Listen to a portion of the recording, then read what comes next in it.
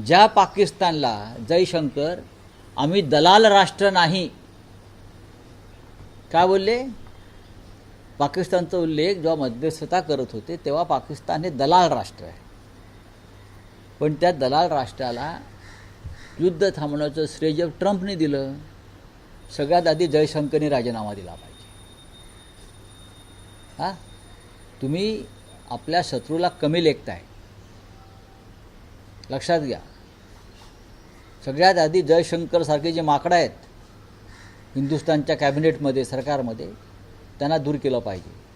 त्यांच्यामुळे या देशाची नाचक्की झालेली आहे। रावसाहेब, काल फडणवीस म्हणाले की जनभावनेची कदर असेल तर काँग्रेस उमेदवारी अर्ज बारामतीतला मागे घेईल, आज अखेरचा दिवस आहे। हो, जनभावना काय याची व्याख्या त्याने एकदा सांगावी। नांदेडमध्ये वसंत चव्हाणांचं दुर्दैवी निधन झालं तेव्हा उमेदवार करताना जनभावना नव्हती। पंढरपूरला आमदार भालके नानाचं निधन झालं तेव्हा उमेदवार उभा करताना जनभावना नव्हती। अशा जनभावना पायदळी भाजपने कशा तुडवल्या याची अनेक उदाहरणं आम्हाला देता येतील, देशभरातली, महाराष्ट्रातली, सर्वत्र देता येतील। तुम्ही तिकडे कुठेतरी प्रचारामध्ये आहात, आपले देवेंद्रजी तामिळनाडू वगैरे भागात, आणि तिथून जनभावना काय सांगते महाराष्ट्राची। रावसाहेब, या सगळ्या पोटनिवडणुकीमध्ये शरद पवारांनीही पार्थ पवारांच्या बाबतीतली त्यांची काही मतं व्यक्त केली, असं असताना काँग्रेसनेही पार्थ पवारांवर अत्यंत कठोर शब्दात टीका केली। असं आहे की पार्थ पवार, मला वाटतं अजित पवारांचे चिरंजीव आहेत ना, हां,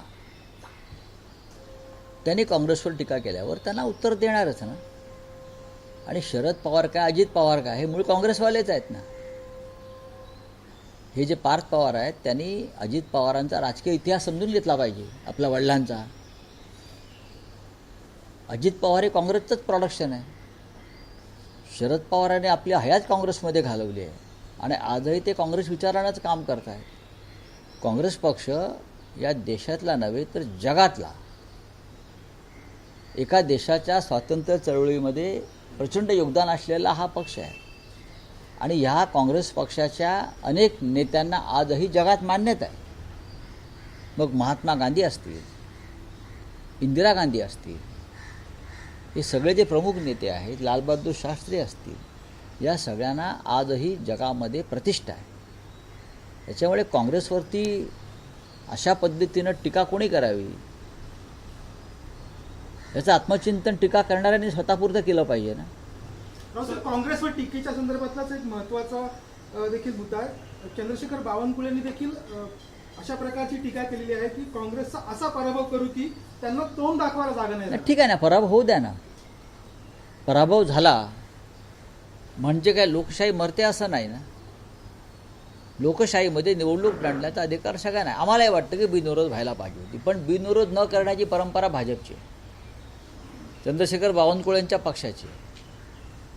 काँग्रेसला 25 मतं पडतील, कळलं, 25, तुम्हाला 25 लाख पडते, पण लोकशाहीमध्ये विरोध हा व्हायला पाहिजे, विरोध व्हायला पाहिजे। राहुरीमध्ये, अन्य ठिकाणी, सर्वत्र तुम्ही पण याच पद्धतीनं काम केलं ना आतापर्यंत। आताच तुम्हाला का वाटतं आहे की बिनविरोध व्हायला पाहिजे? लोक ठरवतील ना मत द्यायचं की नाही। काही निवडणुका, आणखी एक विषय होता की पश्चिम बंगालमध्ये निवडणूक आहे आणि जवळपास 92 लाख मतदारांची एका विशिष्ट समाजातील मतदार मुसलमानांची मतं कापली आणि हे मुसलमान अधिकृत नागरिक आहेत। 92 लाख मतं मुस्लिमांची कापली आणि हे सर्व मतदार हे या देशाचे अधिकृत वर्षानुवर्ष पिढ्यानपिढ्या राहिलेले या देशाचे नागरिक आहेत। अशा पद्धतीनं तुम्ही ममता बॅनर्जीचा पराभव करणार आहात आणि अशा पद्धतीनं तुम्ही बिहारमध्ये तेजस्वी यादवचा पराभव घडवला आणि अशाच पद्धतीनं तुम्ही महाराष्ट्रामध्ये शिवसेना, काँग्रेस, राष्ट्रवादी काँग्रेस यांच्या महाआघाडीचा पराभव घडवून आणला अशाच पद्धतीनं। आणि याचे सूत्रधार आहेत निवडणूक आयुक्त, मुख्य निवडणूक आयुक्त ज्ञानेश कुमार। या ज्ञानेश कुमार विरुद्ध 192 खासदारांनी सह्या करून इम्पिचमेंट मोशन दिला महाअभियोग चालवण्यासाठी.